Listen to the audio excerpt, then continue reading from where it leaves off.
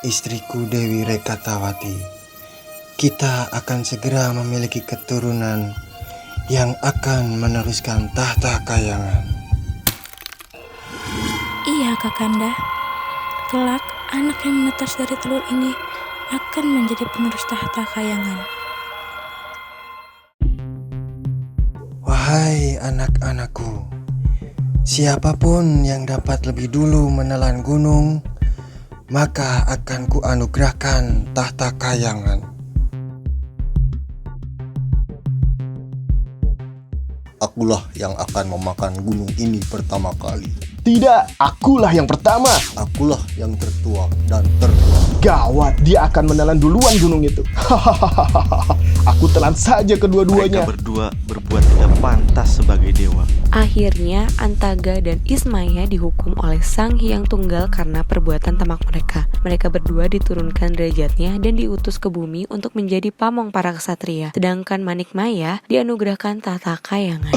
Aduh Gusti, kenapa dengan tubuhku ini? Maafkan aku, Ayahanda, karena telah berbuat curang. Wahai anakku, aku utus kamu ke bumi dan jadilah pamong yang bertugas memandu para kesatria sebagai hukuman atas dosamu di Kayangan.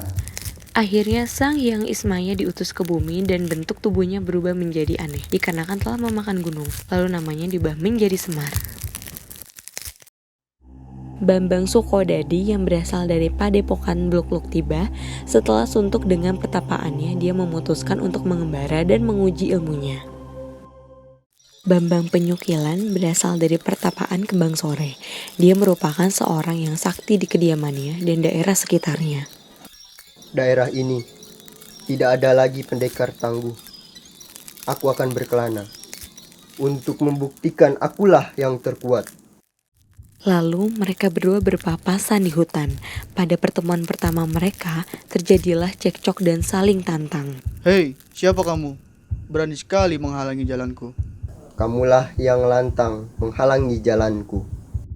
Karena keangkuhan keduanya, pertarungan tidak dapat dihindari. Pertarungan sengit antara Bambang Sukodadi dan Bambang Penyukilan berlangsung lama dan konon sampai berhari-hari. Tetapi tidak ada yang muncul sebagai pemenang. Pertarungan mereka sangat dahsyat hingga mengakibatkan hutan rusak hingga Semar datang untuk melerai pertarungan mereka.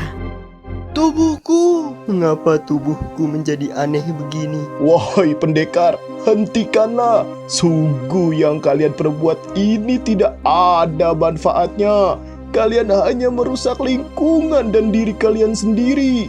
Tubuh Bambang Sukodadi dan Bambang Penyukilan berubah menjadi aneh akibat pertarungan dahsyat mereka. Setelah Semar membuat mereka berdamai, lalu dia mengangkat mereka berdua menjadi anak angkatnya. Bambang Sukodadi diberi nama Gareng sebagai anak pertama, dan Bambang Penyukilan diberi nama Petruk sebagai anak kedua.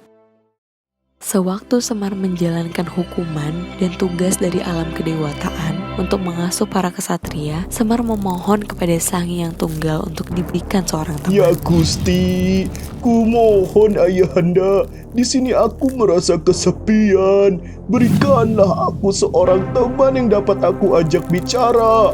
Permohonan Semar dikabulkan dan ternyata teman tersebut diambil dari bayangan Semar sendiri. Setelah bayangan hitam Semar tersebut berubah menjadi manusia, lalu Semar memberikannya nama Bagong.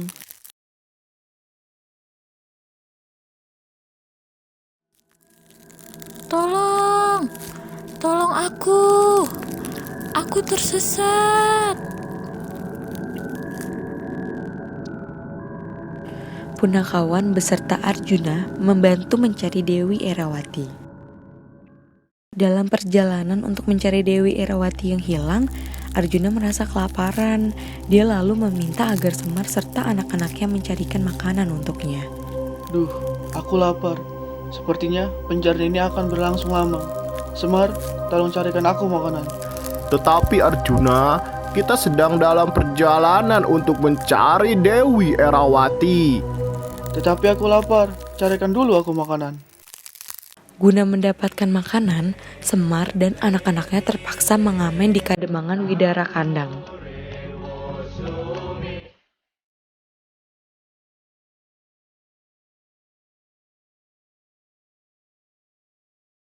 Seorang gadis remaja bernama Bratajaya memberinya beberapa jenis makanan.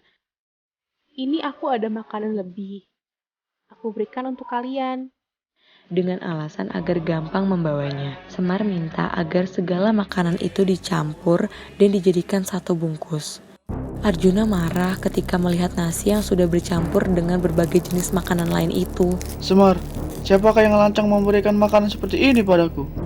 Semar mengatakan bahwa pencampuran nasi seperti itu adalah atas permintaannya. Hal ini dilakukan untuk memberikan pelajaran kepada Arjuna bahwa seorang kesatria seharusnya sanggup menahan lapar, apalagi sedang dalam perjalanan untuk menunaikan suatu tugas. Itu aku, Arjuna. Aku sengaja melakukannya agar kau sadar tentang tugasmu sebagai kesatria. Hendaknya kau tunaikan tugasmu terlebih dahulu daripada keinginanmu.